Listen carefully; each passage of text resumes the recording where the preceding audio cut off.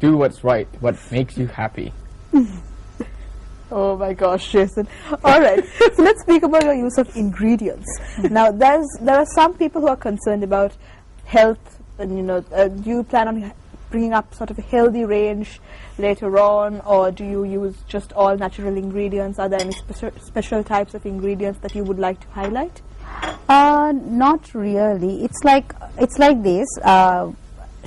As far as sugar and stuff are concerned, as we all know, too much of sugar is anyway not good. Definitely. But I try to minimize it. But X amount of quantity is required. But I try not to exceed that. Although, like, unless otherwise somebody really wants it, I can increase the quantity of whatever the ingredient that I use in general. But I try to not overdo, because you have to think of that side as well, because and the worst thing is, like, every dish that I make, I have to taste it as well. So it's really, I kind of business is expanding, and are you expanding as well? No, I'm sure that's not the case. But speaking about the business expanding, now what's the next step for you when it comes to Chinooks? Well, I'm planning on introducing a few more new dishes. Christmas is coming up, so hopefully I should be able to come up with some new dishes. It is my birthday month. I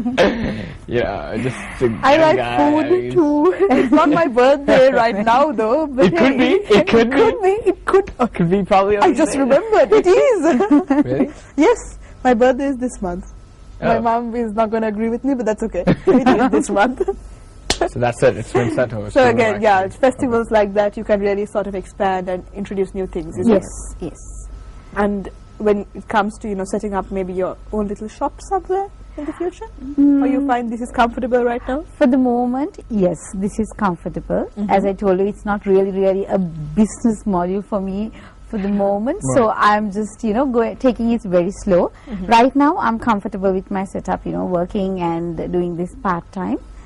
The best thing is that I enjoy what I'm doing, so it's all good. Because it's what you're passionate about, that you don't actually get that business side of things too mixed up with the love of what you're doing.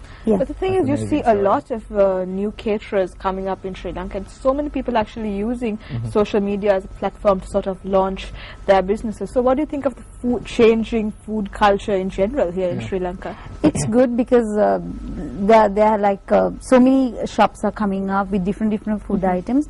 But what I believe is, now I personally, let's say I said I love Chinese food.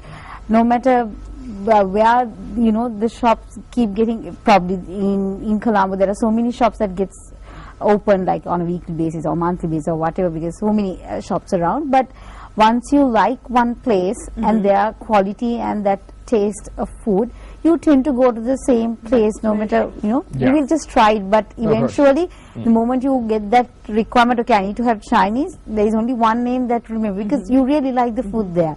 So you tend to go to the same place. So I guess there can be so many shops and variety of food, but once you really like a dish, you will keep coming back. So I guess it's the person who makes the dish, that's their responsibility to give the best out, so that no matter who comes up with what, they will always come back to you.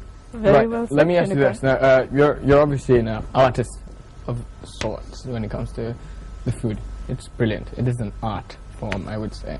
How would you tell yourself now, when you play around with flavors, how would you tell yourself that this is enough for this dish? Or would you sometimes lose control of how much you would put into one dish? Anything? I have gone wrong, yes. But but after a while I had to write things down, because I really can't mess it up. So now I have like a menu that I follow, so it's easy, because then I know for a fact I will not go wrong. Especially if you're making maybe more than 10-20 packs, it's important that you know the quantities right. Otherwise, if one thing goes wrong, it will affect the whole batch.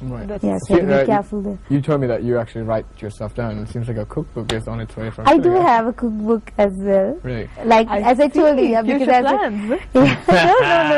Like my own book, as I told you, like I've been cooking and posting my dishes on Facebook. So whatever whatever the dish that I like, Uh-huh. I always write the recipe down and keep. Mhm. But as I told you, I keep adding stuff and trying things out. So I have my little own book.